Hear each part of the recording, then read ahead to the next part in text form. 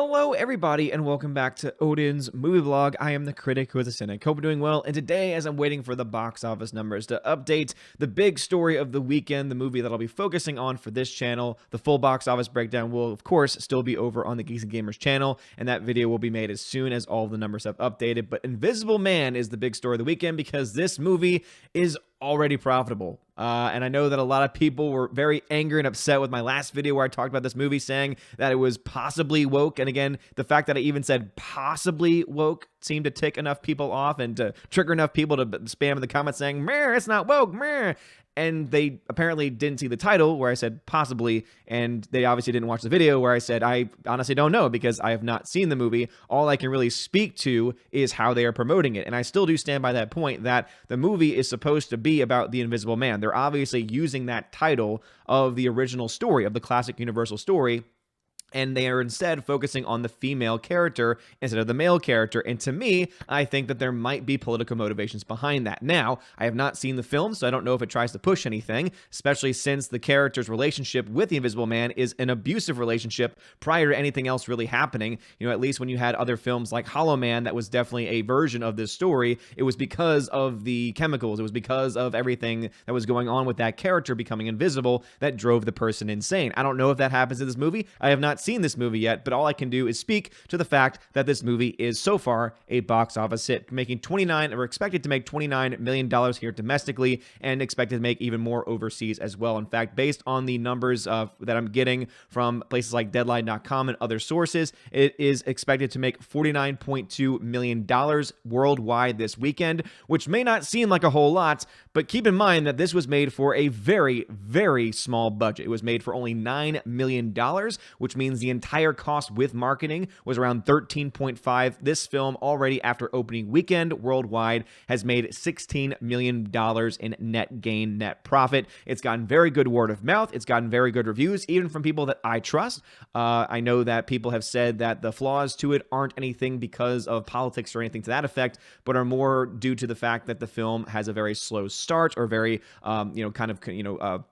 convoluted start, but then eventually once it gets going and the thriller aspects add into it and you don't know what's going on and there's this invisible man in the room potentially at any moment, that is when it starts to get good. That's when it starts to get suspenseful. But as I said, I have not seen the film. I don't really have a desire to see it because ever since I've seen the trailer, it just doesn't really seem like my cup of tea. I think it's hilarious too that people will try and claim that, oh, you don't like it because there's a female lead. It's like, really? You didn't see the countless numbers of videos I made praising a film called Alita Battle Angel just last year? No, apparently not. But apparently, I just, I hate people. I hate women because that's the only reason why I'm not wanting to see this movie is because apparently I hate women. Oh, that's the reason why I was, critical of Birds of Prey as well, right? Because it was a grouping of women, even though I'm cracking all over Birds, or rather of Call of the Wild, which is featuring a male protagonist because the dog just looks terrible. And I'm hearing that film is actually not as bad as it looks. But again, I go based on how it looks, and it just doesn't look that interesting to me, and that's how I base my opinions on. But as I said before, those are my opinions, those are my thoughts, these are the numbers, these are things that we cannot really spin one way or the other.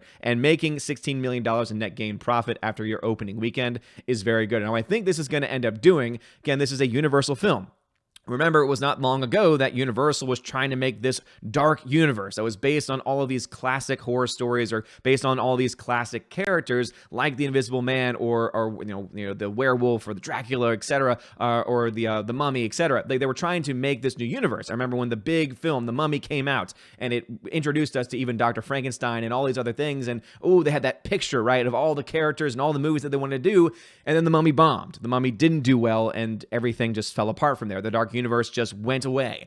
But now it looks like they might have found a new way to bring it about in some extent, right? Maybe not to the broad world building that they were trying to do with the Mummy release with Tom Cruise, but instead saying, let's remake all of our old school stories, all of these old school characters, only we'll do it for a micro budget. We'll do it for very little, only $9 million, and we'll still end up making profit because we spent so little on it. So don't be surprised if you see very soon, over the next few years, other films from the very rich history of Universal monster movies start to crop up and feature a lot of these characters, but in much smaller budget films. Unless, of course, Universal takes this and says, ooh, this means that people are interested in our dark universe. Now we can actually make it. Let's go ahead and use this as our jumping off point, which I think would be a very bad decision. I think it would be stupid of them to try and make a big budget monster film based on the success of The Invisible Man. I think the reason why this film did well is because they were able to make a trailer that for many people seems suspenseful, and guess what? People do like suspenseful films. They didn't think of it as a monster movie in the same classical sense as we would for the original version of Invisible Man, or where Dracula or the Mummy, etc. Like all those we see as monster characters, and the Invisible Man was always a part of that canon as well. So people looked at this more so as a modern adaptation of a classic story, or maybe didn't even know that it was a modern adaptation of a classic story, and the marketing was strong enough to be able to bring enough people in. Again, $49.2 million in itself isn't that impressive until you compare it to how much they spent on it, right? So again, there's no way to spend that. $16 million in net gain, net profit is something that is very good. As of right now, another film that I could talk about, we're still waiting on the foreign total numbers to come in for it, but right now, Call of the Wild is sitting at negative $156 million. I actually had someone on Twitter contact me at one of my posts saying, Call of the Wild's not going to lose money. It's not a flop. And it's like, well, when I say flop, I mean it's losing money. You know, some people might try to use that term flop and try and mean it in different ways. When I say flop, I mean it, right? When I say a movie is a flop, I mean that the film has actually lost money. Call of the Wild is at negative $150 million, and I don't see it having a strong enough second weekend to be able to pull itself out of that hole. Once we have those numbers, especially from the foreign markets, I'll be able to do my predictions about the range that we'll likely end up seeing where Call of the Wild will end up falling.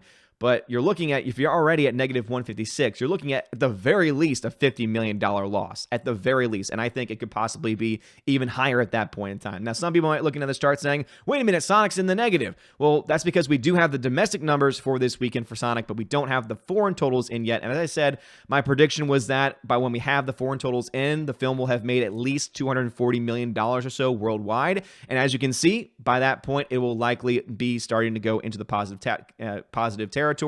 And so my prediction of it being profitable after 2 weeks, or after a few weeks, will come to fruition, and I really do think we're going to see that number come in just a little bit later today. I have not updated this number right here, so obviously these a few of these numbers are as of March 1st. Some of these numbers, some of the films have not been updated yet because they've not released their domestic totals or even their foreign totals yet either. But if you want to stay updated about the box office and where everything stands as of today, later in the day, please stay tuned to ombreviews.home.blog. That is my website. You can find a link to it in the description of this video. There is a tab there just for box office tracking, so you can see what the films have made so far, what the projections, what are my personal projections of what I think the film will end up making, what is the range of what the film is likely to make. Obviously, not every film is going to fall in that range. There are exceptions. The big exceptions, of course, I've mentioned previously to this year would be Joker. Joker far exceeded everyone's expectations. Even Knives Out far exceeded everyone's expectations. Those films kept on making money. I would say that you could probably make a similar argument to Jumanji 3 too, right? That film also is continuing to make money after,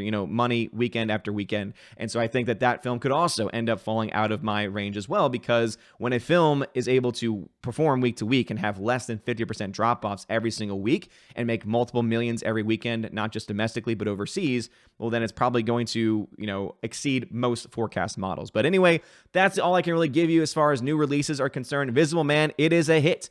It is a box office hit. It is already profitable. Again, $49.2 million worldwide. That is nothing to snuff at. Expected to make $29 million here in the United States. We'll see where that number falls after things are adjusted on Monday, because as you all know, these are all based on estimates, and usually they're pretty reliable. Normally, it only gets added or subtracted about $1 million or $2 million. Unless it's a really big mistake, which I don't really see happening with this film, because they were kind of underestimating it in certain markets. The one site that I followed had it around $30 million, which again, it seems to have matched that point, but there were other sites that had it as low as $20 million. And so as you can see, the film is definitely performing, as well, if not better than some expected, and $16 million, it's profit, and there's no way to spin that. Anyway, let me know your thoughts about this and all things talked about in the comments section below. Also, if you've seen The Invisible Man, let me know. I mean, obviously, I'm basing my opinion off of it with the potentiality of it being woke based solely on the premise alone, that it's supposed to be based off of the monster movie, but instead of focusing on the monster, it's focusing on the female in the film, again, the female relationship in the film, and is focusing on the fact that it's an abusive relationship. So if you've seen the film and you could say one way or the other, please let me know. Again, I have not seen the film, so I cannot say one way or the other. All I can say is my opinion based on what the trailer has presented so far. So anyway, let me know your thoughts about that as well. And also let me know in the pinned comment, and that's going to be my question of the day in the pinned comment, about whether or not you think there is any political agendas going on with the film overall, because that's what I mean by woke. Anyway, you guys are all amazing and beautiful people. Have a wonderful day. And as always, God bless.